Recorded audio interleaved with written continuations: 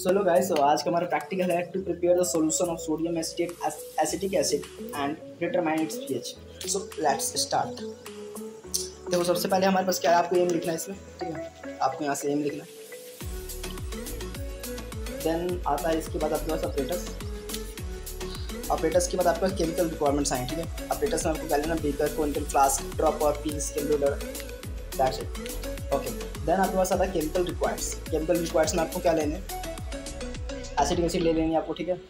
Acetic acid का solution sodium hydroxide solution लेना है। देन सोडियम एसिटेट, ठीक है। सोडियम एसिटेट एक्चुअल में आपको बनाना पड़ता है, ठीक है। देन आपको लेना unknown buffer solution and methyl orange. Methyl orange हमारे लिए मेनली किस चीज़ किया हुआ, और पीएच को डिटेक्ट करने के लिए हुआ, जब हम सॉल्यूशन को प्रिपेयर कर लेंगे हम उसके बाद, ठीक है। और अननोन बफर सॉल्यूशन का हमारे पास क्या होता है कि इससे हम पीएच, इसकी हेल्प से हम पीएच निकालते हैं। अब आगे समझने वाले हैं कि एक्चुअल में इसका यूज़ क्या हुआ। ओके, देन थ्योरी पार्ट पे आते हैं। थ्योरी पार्ट इसके बारे में ऐसा है। थ्योरी पार्ट में मेनली क्या बता रहे हैं कि बफर एक्चुअल में क्या होता है, बफर का डेफिनेशन है। देन बफर सॉल्यूशन, ठीक है। Buffer solution of weak acid with strong base क्या है, उसको अच्छे समझाया हुआ है। डिसोसिएशन कांस्टेंट ऑफ एसिड कैसे निकाला है और फॉर्मूले को भी ड्राइव करके दिखाया हुआ है इसमें। ओके, ठीक है। एक और चीज़ हम ध्यान देने वाली चीज़ यहाँ पे है कि हमारे पास जो पीएच के फॉर्मूले होते हैं, दो होते हैं, ठीक है। एक तो ये जो आपको यहाँ पे दिख रहा है, ठीक है, pH equal to pKa minus log acid by base, या pH equal to pKa plus log concentration of salt upon concentration of acid. And second हमारे पास क्या होता है, सेकंड हमारे पास ये होता सकता है, जो फॉर्मूला होता है, तो हम ये भी यूज़ कर सकते हैं कि pH equal to pKa plus log volume of salt upon volume of acid. Means जो कंसंट्रेशन ऑफ सॉल्ट था वहाँ पे हम वॉल्यूम यूज़ कर सकते हैं, ठीक है, अगर हमारे पास वॉल्यूम नॉन है तो। ओके, देन हम आते हैं प्रोसीजर है। प्रोसीजर पर सिंपल आपको फॉलो करना है, ठीक है। स्टेप बाय स्टेप सारी चीज़ें बस आपको फॉलो करते जानी है। आपका जो प्रैक्टिकल है काफ़ी ईजी और क्लियर वे में हो जाएगा। इस प्रोसीजर को फॉलो करना है, ठीक है। इसके बाद आते हैं हम कैलकुलेशन पार्ट। कैलकुलेशन पार्ट से हमारे पास क्या होता है, सबसे पहले के वैल्यू आती है। के वैल्यू हम एसिडिक एसिड का निकाल रहे हैं, क्योंकि अभी जो भी हम वीक लेते हैं, वीक एसिड स्ट्रॉन्ग बेस है तो वीक एसिड का लेते हैं, वीक बेस स्ट्रॉन्ग एसिड है तो वीक बेस का लेते हैं। तो यहाँ पे हमारे पास वीक एसिड है तो के वैल्यू निकालते हैं। के वैल्यू जो हम एसिड लेते हैं उसका मेनली गिवन होता है, ठीक है। यहाँ पे एसिडिक एसिड लिया तो हमारे पास के वैल्यू उसकी होती है। देन उसकी हेल्प से हम के वैल्यू निकालते हैं। प्रोसीजर भी आसान है, आप देख के आज समझ आ रहे हैं। जैसे पी के इक्वल माइनस लॉग ऑफ उसका ले लिया, देन हमसे हमने पी के में कन्वर्ट कर लिया। ओके, देन आपको यहाँ पे वॉल्यूम लेना है। इनिशियल वॉल्यूम हमारे पास हमने लिया 25 ml लिया। देन उसको हमने फाइनल वॉल्यूम में कन्वर्ट किया, ठीक है। फाइनल वॉल्यूम निकालने के लिए हमने क्या किया, 50 ml लिया और 50 ml लिया फाइनल वॉल्यूम, और उसका फाइनल NF निकालने के लिए, NF हमारे पास क्या है, फाइनल NF नॉर्मलिटी निकालने के लिए हमने वाला फॉर्मूला यूज़ किया, N1 V1 equal to N2 V2। N1 NI है यहाँ पे जो हमारे पास है, NI जो हमारे यहाँ पे, ठीक है।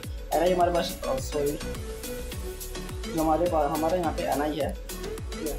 NI और जो BI है ये हमारे पास क्या है, इनिशियल नॉर्मलिटी और वॉल्यूम है, ठीक है। BI is volume and stand for normality, और यहाँ पे जो VF एंड NF है और final volume and final normality है। तो इसकी हेल्प से हमने फाइनल नॉर्मलिटी निकाली। ओके,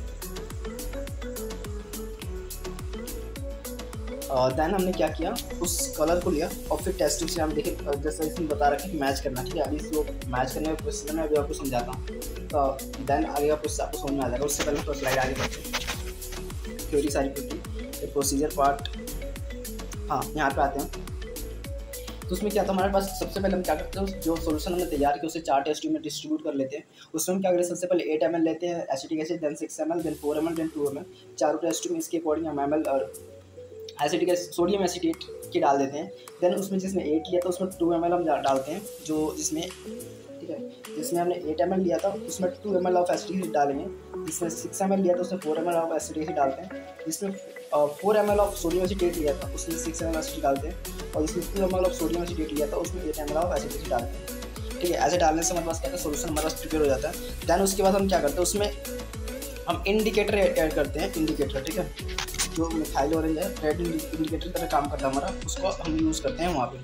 जैसे उस सोल्यूशन के अंदर हम डालते हैं तो उसका कलर चेंज होता है, ठीक है। उस कलर चेंज होता है सबका, चारों डालेंगे हम मिथाइल ऑरेंज, सबका कलर चेंज होगा। और सब में कुछ को डिफर करा है, क्योंकि सब में हमने कंसंट्रेशन अलग डाला है। किसी में एसिडिक एसिड 2 ml डाला, किसी में 4 डाला, किसी 6 डाला, किसी में 8 डाला, ठीक है। तो उसके अकॉर्डिंग का कलर भी अलग अलग होता है। और जो अननोन बफर सोल्यूशन में स्टार्टिंग में गिवन होता है, ठीक है, उसमें भी हम मिथाइल ऑरेंज डालते हैं। और उस अननोन बफर सोल्यूशन का कलर इसमें चारों टेस्ट ट्यूब ठीक है। जो चारों टेस्ट ट्यूब हमारे पास गिवन है, इसमें से जिससे परफेक्टली मैच हो जाती है वो, जिससे वो परफेक्टली मैच हो जाती है, ठीक है, वही उसी का हमारा क्या होता है पीएच होता है। फिर हम क्या करते हैं, जो हमारे पास फॉर्मूला गिवन था pH A plus log volume of salt upon volume of acid, उसका हम इसके अकॉर्डिंग यहाँ पे बढ़ देते हैं। जैसे मान लो कि अगर हमारे पास थर्ड हमारे पास जो है ये थर्ड मैच हो जाती है, इसमें हमारे पास CH3COONA यानी कि सोडियम एसिटेट जो कि सॉल्ट है, उसका क्या वॉल्यूम कितना है 4 ml है और एसिड हमारा 6 है। देन